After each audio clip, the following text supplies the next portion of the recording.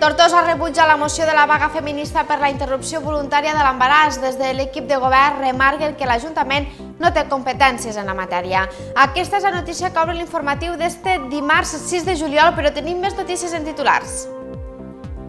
Comença la regulació del trabucador amb una ocupació del 60% a l'aparcament. El Delta Chamber Music Festival amplia les seves seus a les Terres de l'Ebre. I el Cambrils Team es proclama campió de l'Open de Futbol Platja Ciutat de l'Ampolla.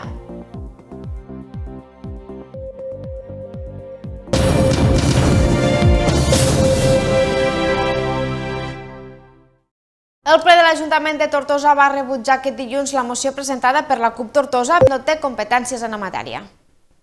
El ple de l'Ajuntament de Tortosa va rebutjar este dilluns la moció de la CUP per garantir el dret a la interrupció voluntària de l'embaràs a la xarxa de serveis públics de salut de Catalunya. Una moció que els cupaires van portar sobre el projecte de modificació del Reial Decret 83/2010 que fa referència a deixar el mètode farmacològic com a únic mètode. La nostra ciutat necessita més ombres.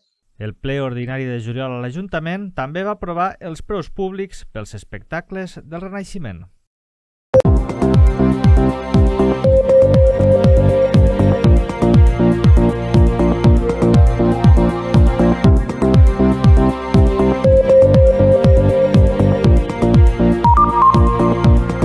Els matins de dimecres a diumenges i festius.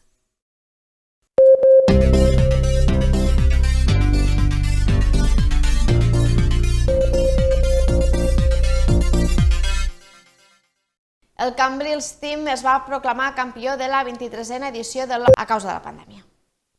El Cambrils Team es va proclamar campió de la 23a edició de l'Open de Futbol Platja Ciutat de l'Ampolla, celebrat a la platja de les Avellanes i organitzat pel Club Futbol Ampolla. Arròs Montsià patrocina aquest espai.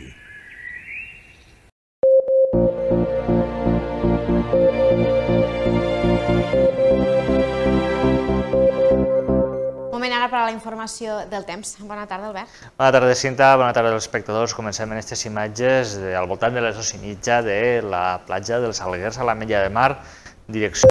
I fins aquí l'edició d'aquest informatiu. Recorden, poden seguir informats a canal20ebre.com, Twitter, Facebook i el canal de Telegram. Tornem demà a la mateixa hora. Gràcies per la seva atenció i que acaben de passar bon dia.